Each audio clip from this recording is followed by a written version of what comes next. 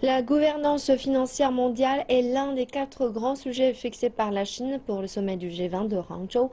Les dirigeants vont discuter de différents sujets, parmi lesquels les experts affirment que la gouvernance sera un sujet important.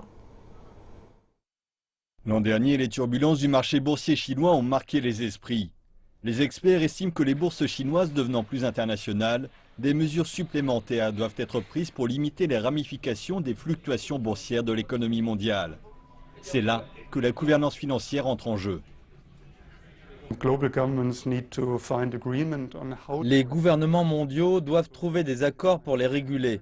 Ils doivent définir des normes et des moyens de les réguler dans de nombreux pays. C'est un sujet capital.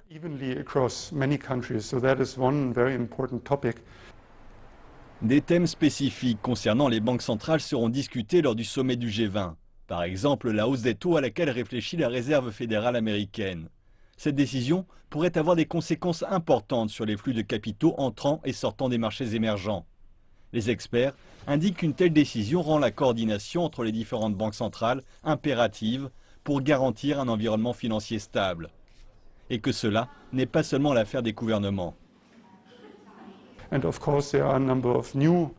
Bien sûr, il existe un certain nombre d'institutions financières, donc comment va se faire la division du travail entre ces entités et institutions?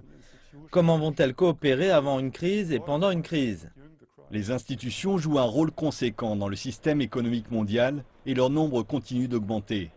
Les experts affirment que cette prolifération d'institutions, telles que la Banque asiatique d'investissement dans les infrastructures, reflète le rôle croissant des pays en voie de développement dans la gouvernance financière mondiale.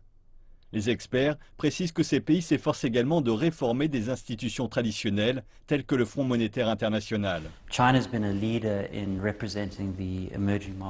La Chine est un leader dans la représentation de l'univers des marchés émergents pour réformer les institutions de Bretton Woods, pour donner plus de poids aux marchés émergents. Le rôle du FMI est devenu plus grand depuis la crise financière. Mais les marchés émergents, tels que les BRICS, en particulier la Chine, contribuent plus au financement du FMI. Ils ont acheté plus de bons, ils ont émis plus de capital de démarrage. Les experts affirment que les choses ont changé. Ce qui était auparavant considéré comme des règles financières orthodoxes dans les pays développés et imposées aux marchés émergents dans les années 80 et 90 est désormais remis en cause. Les experts indiquent de plus que le succès de pays comme la Chine fournit une alternative au système actuel et montre que le système a besoin d'évoluer.